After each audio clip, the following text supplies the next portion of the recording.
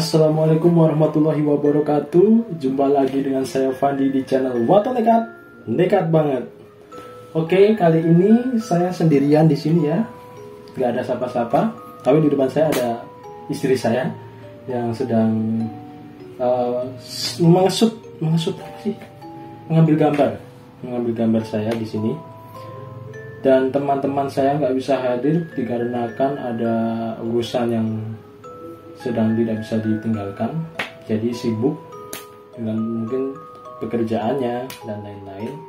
Oke, nggak usah banyak cerita ya. Padahal di sini kita mau cerita, saya mau cerita. Jadi kali ini Waton Nekat ada di sesi Waton Curhat, di mana sesi Waton Curhat itu menceritakan pengalaman yang berbau horor, berbau mistis, tentunya dengan kisah yang nyata. Dan kali ini akan saya ceritakan adalah kisah yang saya alami sendiri, dan saya akan throwback ke belakang saat saya masih duduk di bangku di bangku sekolah menengah atas atau SMA. Oke, langsung saja kita akan menceritakan soal cerita urban legend, di mana di sekolah saya dulu, di SMA saya dulu itu ada cerita yang terkenal, yaitu sosok wanita bernama Dinda. Jadi siswa-siswa di SMA yang saya tempati dulu, mereka memanggil Dinda itu dengan sebutan Mbak Dinda, karena memang mungkin merasa dituakan ya si Mbak Dinda itu, karena sosok Mbak Dinda itu udah lama, udah melegenda, udah istilahnya membumi di SMA yang saya tempati dulu. Cerita bermula saat saya kelas 10. Saya duduk di bangku kelas 10 dan saya kelasnya dulu berada di paling belakang, di pojok paling belakang atas. Jadi di loteng, di tingkat. Dan kelas saya juga dekat dengan toilet laki-laki. Di bawah tapi toiletnya.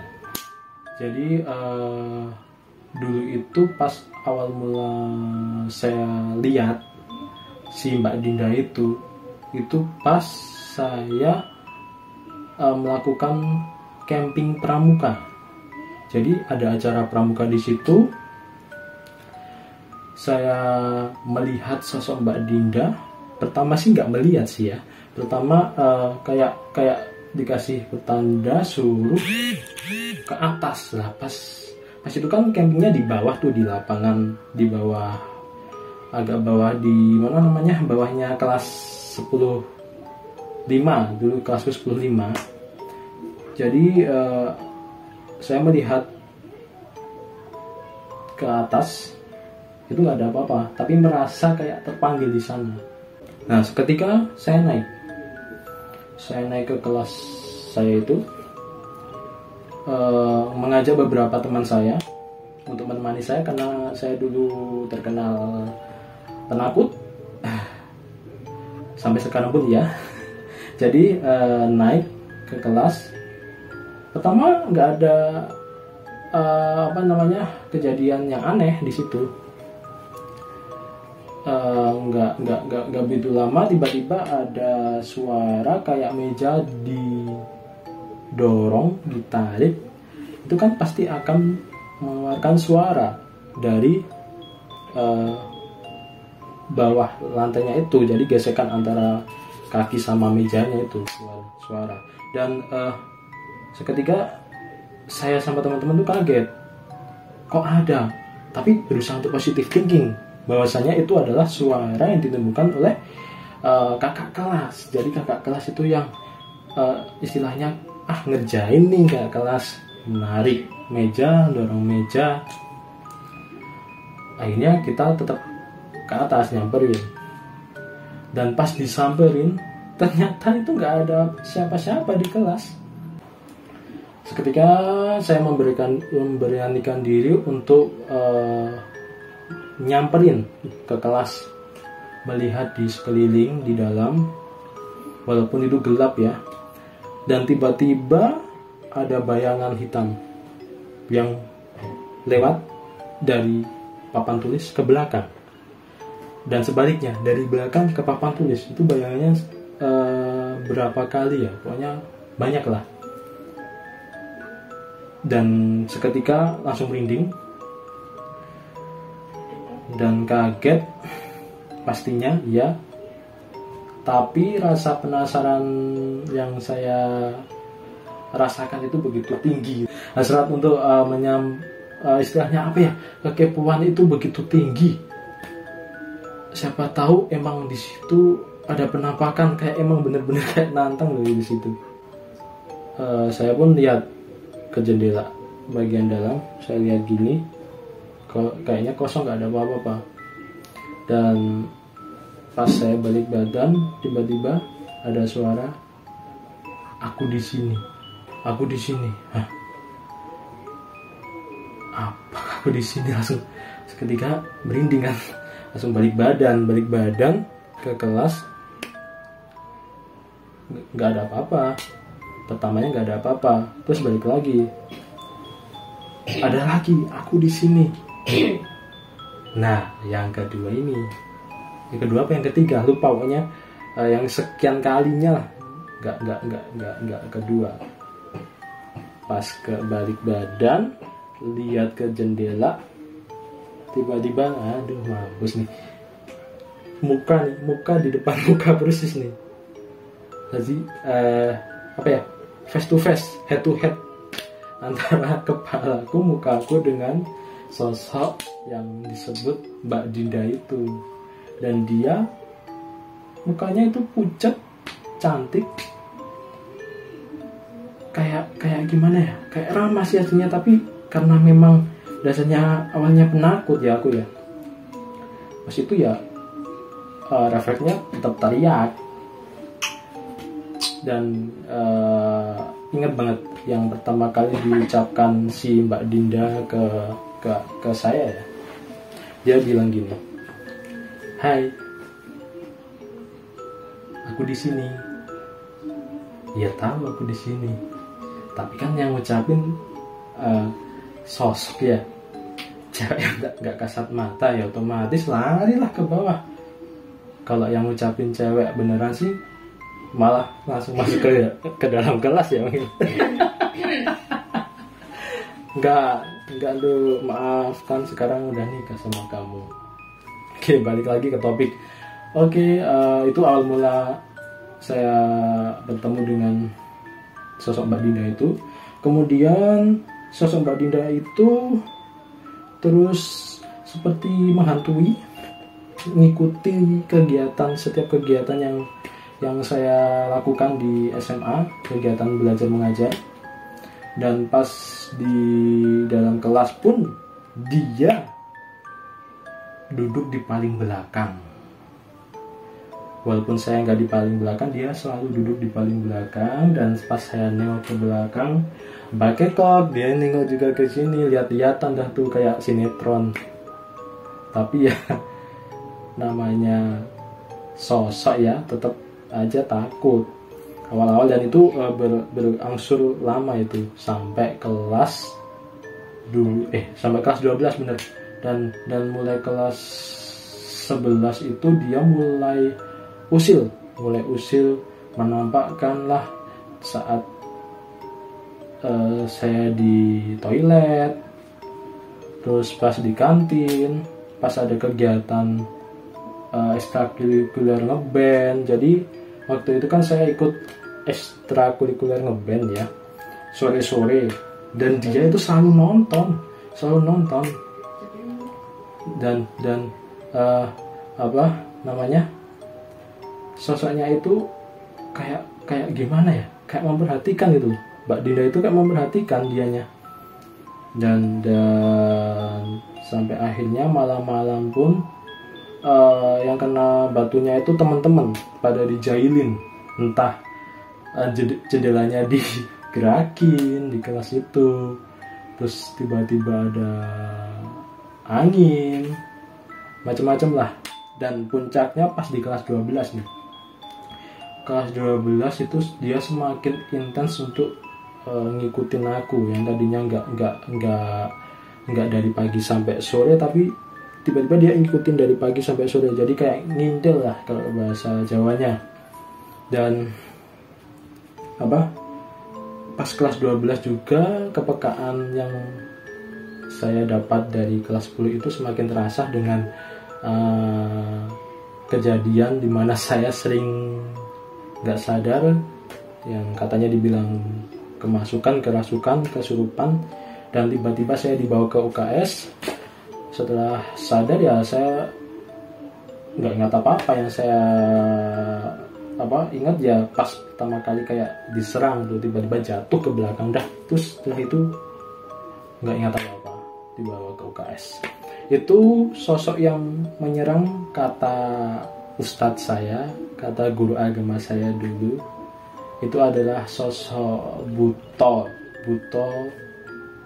gede, raksasa, matanya merah, dia penunggu di pohon kembar.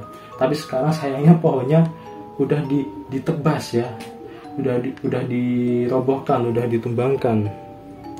Dan pas dirobohkan juga saya dengar cerita banyak yang kesurupan massal, dan itu ya nikmatin saja yang merobohkan itu. Kan saya udah nggak sekolah di sana, ya udah nggak apa-apa, biarin. Tapi ya sangat disayangkan banget. Nah pas seringnya saya diserang itu, kayak Mbak Dinda juga kayak ikut gimana ya, kayak menghalangi. Secara nggak langsung dia itu ikut bantu, tapi ya tetap, kalau prinsip saya yang bantu itu bukan dia, tapi yang di atas, Allah Subhanahu wa Ta'ala. Allah yang membantu saya. Tapi mungkin si Mbak Dinda itu menjadi kayak perantara ya. Dan sosok Mbak Dinda itu sekarang ciri-cirinya yang saya sebutkan. Mbak Dinda itu perawakannya nggak terlalu tinggi, mungkin tingginya sekitar 155 sampai 160 lah. Dan dia itu kalau pas pelajaran berlangsung, dia menyesuaikan dengan lingkungan sekitar gitu. Jadi pakaiannya itu dia pakai pakaian OSIS model dulu. Jadi kalau yang Islam kan sekarang pakai jilbab, dulu dia hanya pakai istilahnya rok mini lah, bukan rok yang di atas, bukan mini segini ya, jadi yang di atas lutut, agak di atas dikit. Dan itu emang identik dengan sekolah SMA dulu ya. Dan kalau pas di luar jam pelajaran, kayak kegiatan sore hari, ekstrakurikuler dan lain-lain, dianya itu pakai baju kembang-kembang, kayak dress kembang-kembang, kadang pakai kemeja juga. Nggak tahu kenapa setan yang fashionable dia, atau fashionable banget. Jadi selama yang saya temui sekarang ini, sosok-sosok yang saya temuin sampai sekarang itu nggak ada yang fashionable si Mbak Dinda ya. Dia pakai pakaian bisa gonta-ganti loh, hantu bisa gonta-ganti pakaian kayak manusia gitu loh. Dan dianya itu cantik ya, kayak yang tadi aku ngomongin, cantik tapi pucat, rambutnya segini, rambutnya segini ya, segini, sini, nggak panjang banget sih, dan lurus. Dia selalu senyum pas pelajaran, selalu ikut. Istilahnya dia alasannya ikut pas dalam pelajaran itu, pas jam pelajaran itu, karena dia merasa ilmunya masih kurang. Nggak tahu kenapa dia bilang kayak gitu. Apakah dia emang murid di situ atau bukan? Dan nggak banyak, nggak banyak sih, nggak banyak atau banyak. Pokoknya ada cerita kalau yang lihat Mbak Dinda itu, lihat sosok Mbak Dinda itu mukanya hancur. Nah, anehnya sama saya melihat Mbak Dinda itu, dianya mukanya itu selalu bagus, selalu menampakkan sisi baiknya, istilahnya mukanya itu nggak hancur gitu loh pas menampakkan di depanku gitu. Tapi banyak teman-temanku yang dinampakin oleh Mbak Dinda itu dengan muka yang hancur, ngeri sih sebenarnya. Dan masuk nih di mana aku bertanya waktu itu kan, akhirnya aku bisa berkomunikasi dengan sosok Mbak Dinda itu yang tadinya diam-diaman kayak pakai bahasa isyarat, bahasa tubuh, akhirnya bisa komunikasi, ngobrol. Dan agak sensitif tanyanya, saya coba menanyakan, kamu itu sebenarnya asli murid sini atau bukan? Dan dia kayak geleng-geleng gitu, kayak geleng-geleng, mungkin nggak mau jawab. Oke. Not bad. Dan akhirnya pertanyaan kedua aku tanyain juga yang sensitif juga. Sebenarnya kamu itu hantu yang dari dulu ada atau kamu adalah korban? Kalau misal korban, kamu meninggal karena apa? Dan dengar-dengar dari cerita guru dan murid-murid teman-teman itu, kamu meninggal itu di sekolah ini. Ada yang bilang meninggal karena bunuh diri, ada yang meninggal karena kamu sakit pas mau ujian, ada juga yang bilang kalau kamu itu adalah siswa dari siswa SMA lain yang dibuang di situ. Istilahnya arwahnya, bukan arwah sih, sosok Dindanya itu. Dan dianya hanya bilang, jangan tanyakan itu, aku nggak mau jawab, itu buat aku sendiri. Oke, aku bisa memahami. Dan sampai akhirnya lama aku mengenal si Dinda itu sampai 3 tahun, akhirnya dia juga buka suara, tapi sayangnya emang nggak bisa disampaikan di sini sebab meninggalnya karena apa. Dan pastinya itu sangat privacy, sangat sensitif sekali. Mungkin bisa disikapi dengan bijak kalau Mbak Dinda itu emang kayak penunggu abadi di SMA yang dulu saya tempati ya, saya dulu sekolah di situ. Dan Mbak Dinda itu selalu mengikuti satu siswa setiap angkatan. Jadi misal nih, angkatan bawahku atau atasku, jadi atasku ada yang diikutin, dan pas angkatanku yang diikutin itu aku. Tapi yang diliatin banyak, yang diganggu banyak.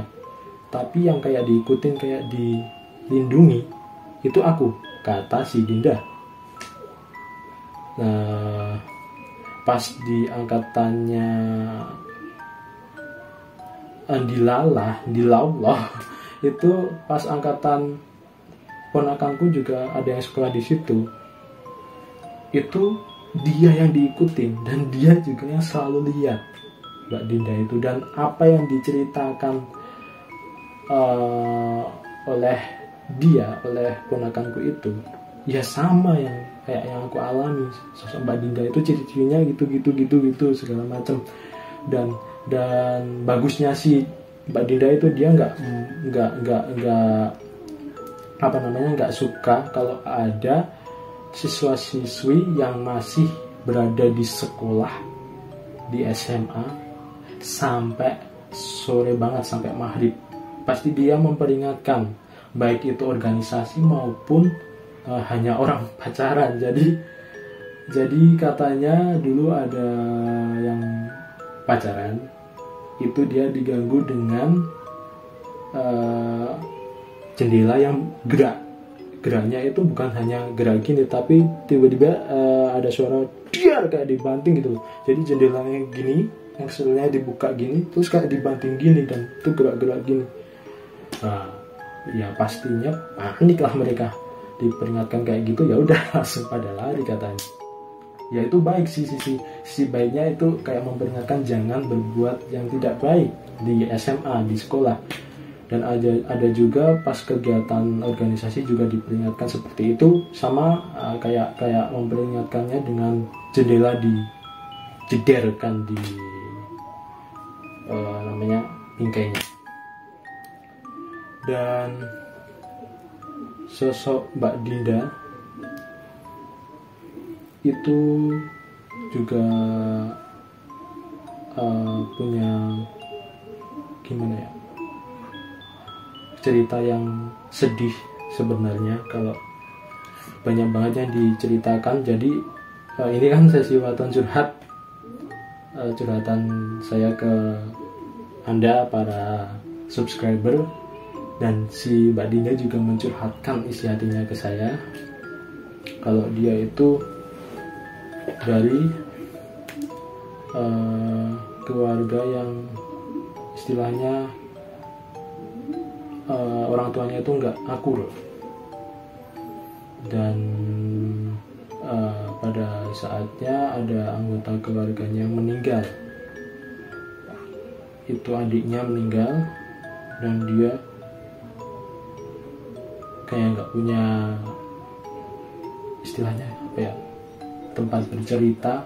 Soalnya kedua orang tuanya kan tidak bisa akur, dan api yang dirasakan oleh si Dinda itu tidak bisa disampaikan, tidak bisa diceritakan kepada kedua orang tua. Dan pada fase dimana adiknya meninggal itu dia nggak ada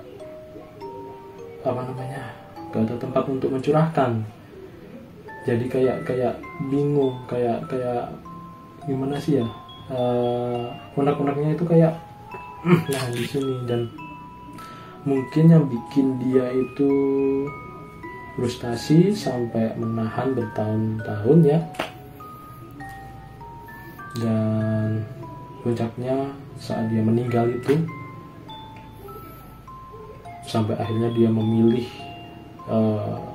masih tinggal di SMA itu, dan ikut KBM, kegiatan belajar mengajar. Dan pelajaran yang dia suka itu adalah pelajaran fisika, pokoknya yang berbau hitung-hitungan, karena dia itu dari IPA, Mbak Dinda dari IPA. Dan kayak jadi ini kayak dia kerasa kayak aku ceritain. Jadi mungkin segitu dulu ya yang bisa aku ceritakan tentang sosok Mbak Dinda. Mungkin next time saya juga akan menceritakan sosok-sosok lain yang ada di sekolah saya dulu, mungkin di SMA, di bangku kuliah juga. Dan ini mohon maaf, SMA-nya tidak bisa saya sebutkan SMA apa, tapi kalian yang alumni pasti kalian bakalan tahu yang saya maksud itu sekolah mana. Jadi cukup sekian yang bisa saya sampaikan tentang cerita Mbak Dinda yang penuh dengan kesedihan. Dan pesanku buat para siswa yang masih sekolah di sekolah itu, tolong jangan takut, banyakin doa. Dan saya jamin Mbak Dinda itu nggak bakalan ganggu kalau kalian itu sopan. di sekolah sopan. Oke, cukup sekian yang bisa saya sampaikan. Kurang lebihnya mohon maaf. Assalamualaikum warahmatullahi wabarakatuh. Sampai jumpa lagi di Waton Curhat berikutnya. Tetap di Waton Nekat, nekat banget.